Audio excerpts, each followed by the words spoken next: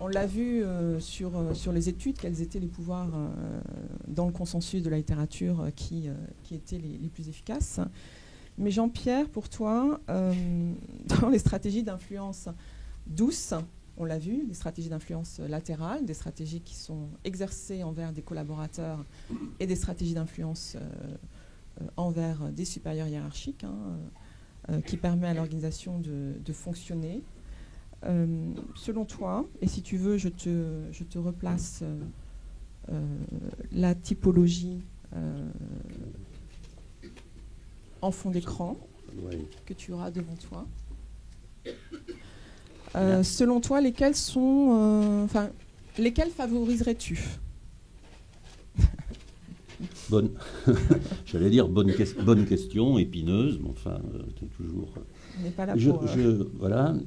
Alors, bon, d'abord, il faut être clair. Ce que je vais vous dire n'a rien d'académique, et j'ai beaucoup d'admiration pour le travail que Raphaël nous a présenté. Et donc, c'est plus le fruit à la fois de sentiments personnels, immédiats et d'observations auxquels je vais me livrer. Je crois que la première chose, c'est que effectivement, ce dont on est en train de parler, pour faire un peu pédant, c'est de ce qu'on pourrait appeler une forme de latéralisation de la légitimation du pouvoir. Donc, pour faire peut-être plus simple, c'est en gros cette idée que le pouvoir ressorti à la reconnaissance par les pairs, à ce stade-là, beaucoup plus qu'à la reconnaissance statutaire. Je pense que ce n'est pas un mystère, enfin je crois qu'on l'observe tous les jours.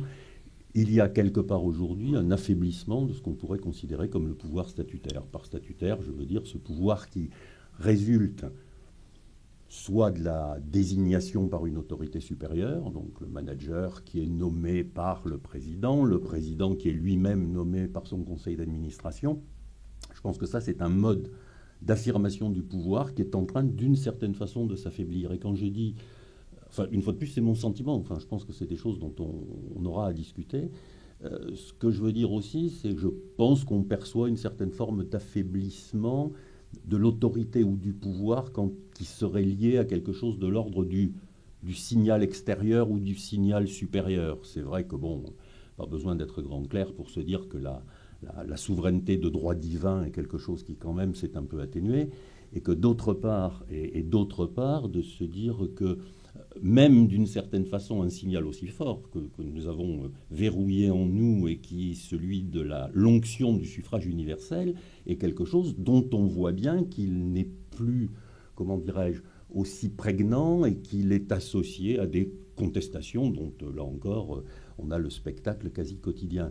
Donc je crois qu'il faut effectivement avoir peut-être ça en fond derrière la tête pour répondre un peu à la question que tu poses. Parce que à partir du moment où on dit affaiblissement de ce pouvoir statutaire, affaiblissement d'ailleurs des signes extérieurs du pouvoir en question, c'est-à-dire le bureau, l'étage, la moquette, etc. Bon, bah, tout ça, ça fait aussi partie, à un moment donné, de la façon dont le pouvoir est regardé et vécu. Donc, d'une certaine façon, pas d'étonnement quand notre président de la République actuelle, le jour de son intronisation, essaye de réintroduire à un moment donné des signes qui sont des signes extérieurs de pouvoir. Alors, on peut s'interroger aujourd'hui de savoir jusqu'où il y a réussi ou pas. Donc ça, c'est une première chose. Ce qui veut dire effectivement qu'à partir de là, les pouvoirs qui restent, et là je réponds plus directement à ta question, je veux dire que les pouvoirs qui restent entre les mains de celui qui veut avoir une influence sur la décision, de celui qui veut effectivement faire prendre des directions à l'organisation dont il est responsable, ça reste effectivement ces pouvoirs latéraux. Donc d'une certaine façon, effectivement, c'est là qu'on retrouve pouvoir d'expertise, pouvoir de référence, et peut-être on dira un mot sur le pouvoir de conviction. Pouvoir d'expertise, là aussi, j'ai le sentiment que c'est une légitimation du pouvoir qui est aussi en train de s'atténuer aujourd'hui. Je pense en particulier, pas tout simplement à l'expertise scientifique. On voit bien qu'aujourd'hui, l'expertise scientifique est mise en cause, à travers d'ailleurs des prises de position en termes d'influence, des réseaux sociaux, y compris dans l'entreprise. Je crois que moi, j'ai vécu dans des entreprises dont la principale activité était par exemple la recherche médicale. je veux dire qu'aujourd'hui, comment dirais-je, la notoriété au sein de l'entreprise du directeur du laboratoire de recherche est quelque chose qui est beaucoup plus questionné qu'elle ne pouvait l'être il y a 20 ans ou 30 ans. Donc, le pouvoir d'expertise, et en plus, j'ai le sentiment que ce pouvoir d'expertise change progressivement de nature quand on s'élève dans les échelles de pouvoir de l'entreprise ou de l'organisation. C'est-à-dire qu'au départ, indiscutablement, le pouvoir d'expertise existe. Je veux dire, on recrute un comptable, c'est un bon comptable, bah, très bien, il a un pouvoir d'expertise et d'influence à son niveau. Je veux dire que le jour où on le monte au niveau de directeur de la trésorerie, puis de directeur financier, on n'attend plus de lui simplement de savoir construire un bilan et l'interpréter. On attend de lui, effectivement, un certain nombre d'autres qualités ou d'autres compétences.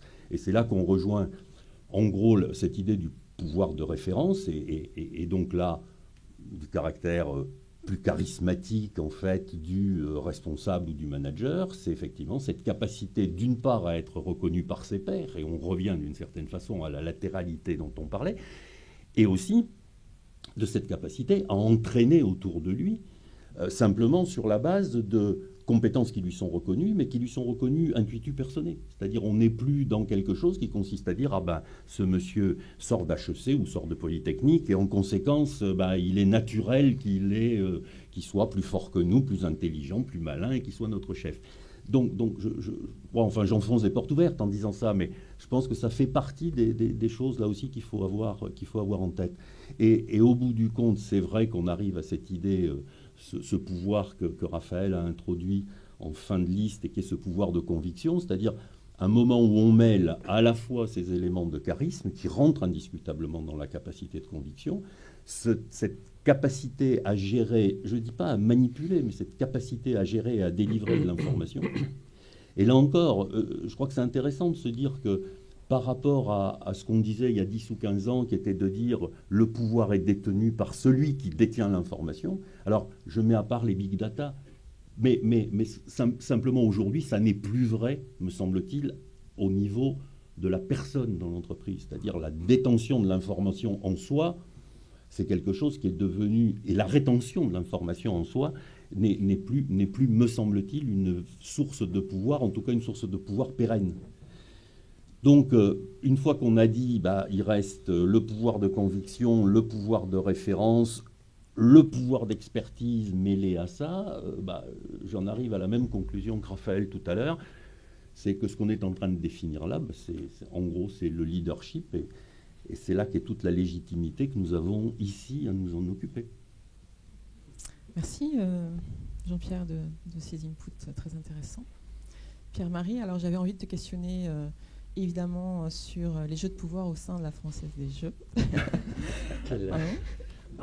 Mais en tout cas au sein de tes équipes et en tant que leader, manager et directeur de l'expérience collaborateur, comment les construis-tu ces équipes ou est-ce que justement tu penses à l'avance à ces différents pouvoirs en place et à comment tu peux idéalement les agencer?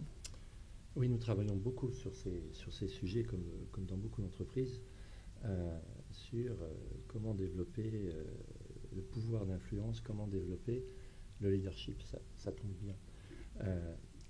Nous travaillons à partir, ça va vous surprendre, d'un film. Un film des années 50, un film en noir et blanc, 12 hommes en colère. Je vois qu'il y a 2 ou 3 personnes dans la salle qui commencent à opiner du chef, donc ça va, pour le moment je suis dans la plaque. Ce film est extraordinaire et il vient de repasser récemment et j'ai dû le voir, j'ose pas vous dire combien de fois. Je l'étudie beaucoup et ce film travaille non pas sur qu'est-ce qu'un leader, et nous ne cherchons pas des leaders extraordinaires à la Française des Jeux, on ne cherche pas des Napoléons, on ne cherche pas des Jeanne d'Arc, on ne cherche pas... De toute façon, ces personnes dans l'histoire de l'humanité, ces vrais leaders, ils émergent. Ils émergeront et les gens qui ont ce talent-là, ces grands capitaines d'industrie qui sortent, ou ces hommes politiques à certaines époques, peut-être moins en ce moment, il n'y a pas de sujet, ils peuvent arriver.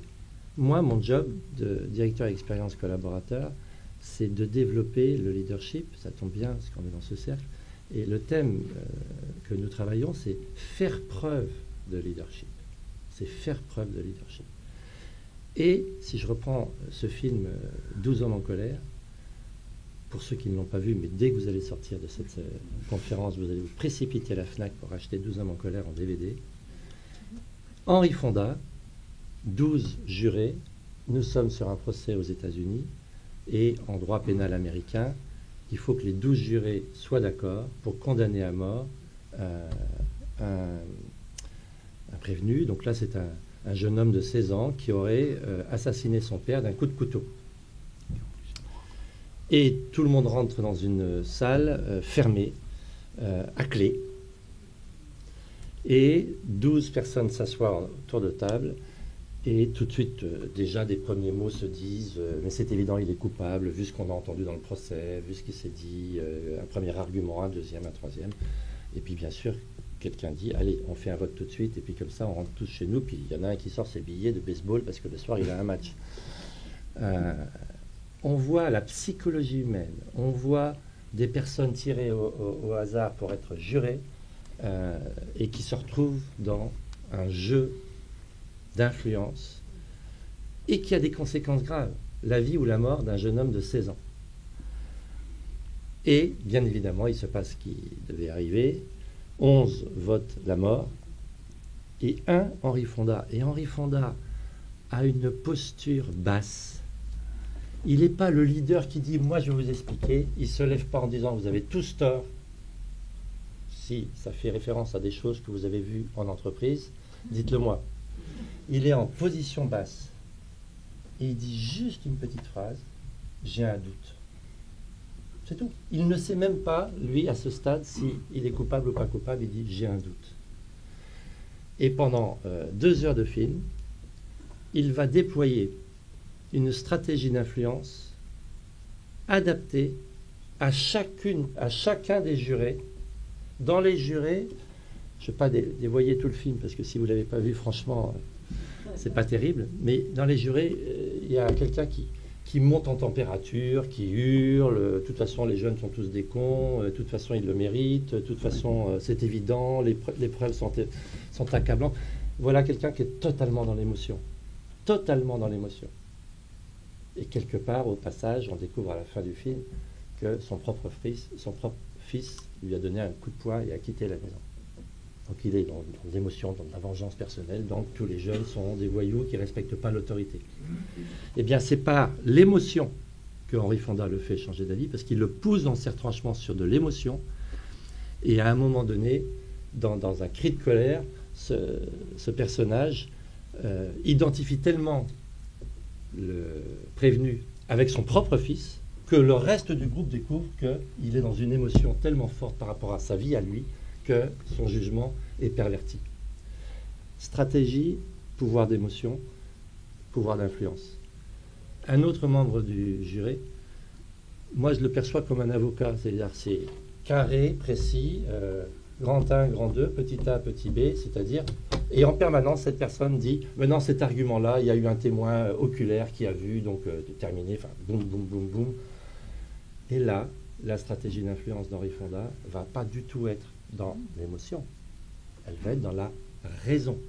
Et dans la raison, il arrive à faire comprendre à cette personne que ce fameux témoin oculaire n'a pas pu voir ce qu'elle dit avoir vu. N'a pas pu voir ce qu'elle dit avoir vu. Je continue et j'arrête sur le film.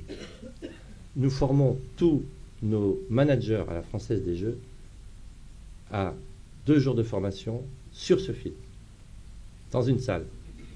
Et on coupe le film toutes les 10 minutes. On fait les 10 premières minutes. Qu'avez-vous vu? Qu'avez-vous ressenti? Qu'est-ce qui se passe? Et on fait un quart d'heure de plus. Qu'avez-vous vu? Qu'avez-vous ressenti? Qu'est-ce qui se passe? Et la première journée, c'est de décortiquer ce film. C'est pour ça que je le connais bien.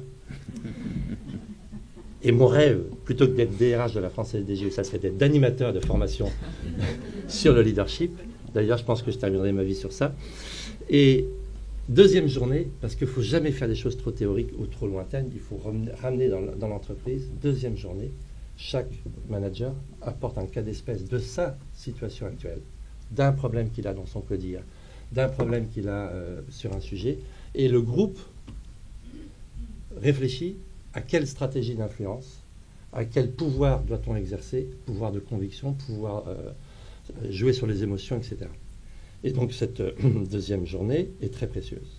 Mais ça va plus loin. Pour créer, le cerveau humain a besoin de rupture dans l'espace et dans le temps. Revenons dans notre film. Dans un espace clos, un timing serré, dans un lieu différent de leur vie de tous les jours, il s'est passé quelque chose. Et donc, nous développons ce que beaucoup d'entre vous font dans leurs entreprises, des lieux de créativité et de lieux de débat, d'intelligence collective, de mode collaboratif. Chez nous, on appelle ça l'ASAP, as soon as possible. Comment sortir d'une situation de blocage sur un thème. On réunit 20, 30, 40, 50 personnes pendant 1 jour et demi. Et on a un thème à dénouer. Et pendant ce jour et demi, première demi-journée, c'est un grand classique. D'abord, on diverge, chacun part dans toutes les directions. C'est ce qu'on va faire tout à l'heure sur les paperboards. On va partir dans toutes les directions et je vous recommande à ce qu'on parte dans la divergence dans toutes les directions sur la notion de pouvoir. Il faut d'abord élargir les champs de vision. La deuxième demi-journée, par atelier, c'est 30, 40, 50 personnes, par petit groupe de 10, comme on va le faire tout à l'heure, 10, 15, 20 personnes. On commence à converger sur un noyau de quelque chose qui ressort et qui pourrait être l'essentiel. Et donc là, il y a des stratégies d'influence sur, écoute, ton idée, elle est peut-être pas mal, mais... Et là, il faut de la posture basse. Et donc, on demande à nos personnes qui ont suivi la formation leadership, ça a été un tel succès que maintenant, je la fais pour les non-managers. Parce que bien, le meilleur agent de propagande d'une formation qui marche, c'est pas quand vous dites allez en formation, c'est quand vous avez des demandes. Et ma grande fierté, c'est qu'en permanence, j'ai des demandes pour que je refasse un groupe faire preuve de leadership. Donc, tous les ans, j'ai ça a été créé il y a 5 ans, et tous les ans, je fais des formations leadership. Et donc, dans cette deuxième demi-journée, on converge, mais on n'a pas encore abouti sur des décisions sur un sujet de problématique d'entreprise. Et ça va faire plaisir à mon ami Erwan Devez. Le cerveau humain, entre le matin, le midi et le soir, après une journée comme ça de brainstorming, nous on va faire un brainstorming de 10 minutes, mais vous savez très bien quand ça dure une journée entière, le cerveau, il a tellement fonctionné, ces stratégies d'influence. Vous êtes vidé, d'ailleurs, dans le film, les gens sortent, mais épuisés psychologiquement. Ils sont à nu. Mais dans la vie de l'entreprise, il faut faire attention au fonctionnement de notre cerveau, et les neurosciences nous apprennent beaucoup de choses aujourd'hui. À la fin de cette journée, on n'a pas encore tranché, chacun rentre chez soi. On fait poser les valises, on respire, on a sa vie de famille, on s'occupe de ses enfants, de son conjoint, on lit un bon bouquin le soir si on veut, sans qu'on se rende compte que le cerveau il continue à bosser, sans qu'on se rende compte qu'il y a des choses et des faits, des impressions qui se sont passées dans la journée. Et c'est le lendemain matin, quand on arrive frais et dispo, comme nous sommes arrivés ce matin, dans une demi-journée, où on sort avec une décision sur la problématique qui a été posée, et vous sortez ce lendemain matin avec une décision sur laquelle vous avez 30, 40, 50, 70 personnes alignées sur la solution qui sera celle qui va être mise en œuvre dans l'entreprise. Donc vous voyez comment on peut partir de faire preuve de leadership et stratégie d'influence, s'appuyer sur un film qui est extraordinaire pour montrer que la posture, et c'est bien parce que ça développe tout ce qui est écoute de l'autre, la posture basse, ça développe dans ce film tout ce qui est écoute de l'autre, comprendre l'autre plutôt que d'affirmer soi. Et concrètement, derrière, une mise en œuvre dans une entreprise pour développer le leadership de chacun. Et ce leadership est quelque chose qui, de mon point de vue, fait grandir les entreprises par ce développement de l'intelligence collective. Alors merci Pierre-Marie. La question que je posais à Jean-Pierre, justement, va faire sans doute écho à ce que tu viens de dire, mais j'avais envie d'avoir son sentiment également sur peut-être l'intelligence situationnelle du manager, du leader, qui a conscience des différents pouvoirs qu'il a entre ses mains et des failles et des manques de pouvoir. Doit-il adapter son style de management en fonction des pouvoirs en jeu dans son équipe ou finalement rester de marbre et adapter la même posture. Ce qu'il y a de bien avec toi, Raphaël, c'est que tu ne m'as pas réservé que les questions faciles. Enfin, c'est ta grande intelligence, donc j'en essayer, profite. je vais essayer de me débrouiller avec ça. D'abord, bon, moi, j'ai pas contrairement à Pierre-Marie, j'ai pas de film à vous raconter. En revanche, j'ai plus envie de faire référence à des choses que on a finalement à peu près tous entendues au cours des remises de prix du leadership depuis quelques années. Et finalement, quand on pose la question aux leaders qu'on a récompensés, donc qui ont réussi, quand on leur pose la question de savoir ce qu'est leur talent, ils répondent à peu près uniformément la même chose. Ils disent finalement, mon talent, c'est d'avoir su m'entourer. Bon, question, j'allais dire, de l'ordre du langage managérial politiquement correct.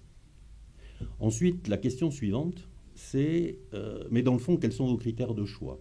Est-ce que vous avez plutôt tendance à recruter des gens qui vous ressemblent ou au contraire des gens qui vous sont différents? Réponse non moins managérialement correcte, évidemment, j'essaye de recruter des gens autour de moi comme collaborateurs qui me sont différents. Quand on observe la réalité des choses, on s'aperçoit que certes, c'est atténué les codires consanguins constitués exclusivement de polytechniciens et d'HEC blancs et mâles, mais quand même, il reste quand même que ça se ressemble quand même beaucoup, et je parle pas des conseils d'administration où là on se retrouve quand même encore plus entre soi. Donc je pense que là aussi, ça fait partie des choses dont on voit qu'elles évoluent, qu'il faut probablement continuer à avoir en tête. Mais, bon, quelque part, fondamentalement, on est en face, et c'est là, là aussi que je rejoins ta question, c'est comment est-ce que, quand je suis, j'imagine, directeur ou chef d'entreprise en face d'un groupe de ce type, groupe que quelque part j'ai choisi, adoubé, etc. Alors effectivement, ce n'est pas des clones. Mais ils ont chacun dans leur genre, et quelque part là aussi je les ai quand même choisis pour ça, ils ont quand même dans leur genre des natures de pouvoir ou des capacités en termes de pouvoir ou d'autorité qui sont différentes et sur lesquelles effectivement je devrais pouvoir m'appuyer et jouer sans qu'il s'agisse là de manipulation en l'occurrence, mais simplement d'essayer de faire s'exprimer par les uns et les autres leurs qualités managériales au plus haut point qu'elles se peuvent légitimement exprimer, comme aurait dit, pour paraphraser Descartes. Et donc à partir de là, je vais être amené effectivement à pianoter sur ces gammes-là. Alors, c'est bien gentil de dire ça, mais pianoter sur ces gammes, ça veut dire qu'on est, en tant que dirigeant, capable soi-même, si on veut faire s'exprimer ses pouvoirs, de développer une certaine forme d'empathie pour qu'on se mette en résonance avec les différentes individualités qu'on a en face de soi. Je veux dire, on ne peut pas simplement leur dire « Ah ben toi, tu as un pouvoir de coercition, vas-y, hardi petit ». On est aussi, à un moment donné, obligé de jouer avec ces personnalités. Donc, pour répondre à ta question de façon un peu brutale à ce stade, j'ai envie de dire oui, bien sûr. Il faut que le dirigeant s'adapte à la typologie de légitimité des pouvoirs des gens qu'il a autour de la table s'il veut que tout ça fonctionne de façon intelligente et efficace. Sauf que ça a quand même une limite. C'est qu'il faut effectivement que le dirigeant ne renonce pas de ce fait à sa propre personnalité et à ses propres compétences et à sa propre nature de pouvoir. Parce que s'il y renonce, ça veut dire qu'à un moment donné se dissout ce qu'on pourrait appeler la colonne vertébrale du projet d'entreprise. Je veux dire, il n'est pas là par hasard, le dirigeant en question. Il est là. Et je pense qu'on a tous fait cette expérience de voir un certain nombre de dirigeants qui, justement, et Raphaël y a fait référence, qui, justement, voulant jouer le partage du pouvoir, le pouvoir participatif, etc., finissent à un moment donné par perdre totalement et l'autorité et finalement la pérennité, et finissent par dissoudre la pérennité de l'entreprise. En général, le conseil d'administration, s'ils en dépendent, les a mis de côté avant d'en arriver là.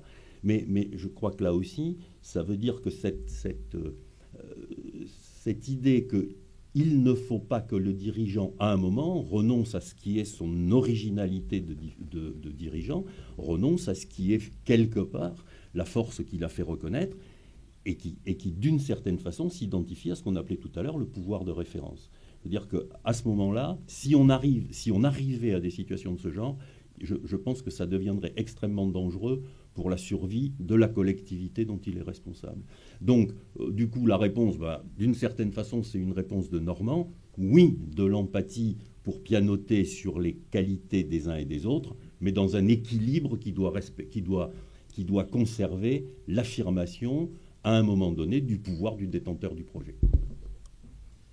Alors une dernière question, et merci Jean-Pierre, une dernière question pour Pierre-Marie, peut-être sur le timing, hein, c'est-à-dire on a vu avec Jean-Pierre qu'il fallait pianoter, faire ses gammes, jouer avec ses outils, mais est-ce qu'il n'y a pas un moment où il faut peut-être resserrer le tir? On avait l'année dernière un expert qui expliquait le processus de créativité en jouant avec les différentes intelligences. Là, c'est pareil. Est-ce qu'à un moment donné, il ne faut pas revenir à un pouvoir légitime en fonction des contraintes de l'entreprise pour démontrer la faisabilité d'un projet, ou en tout cas arriver à ses fins par rapport à l'objectif qui est souhaité?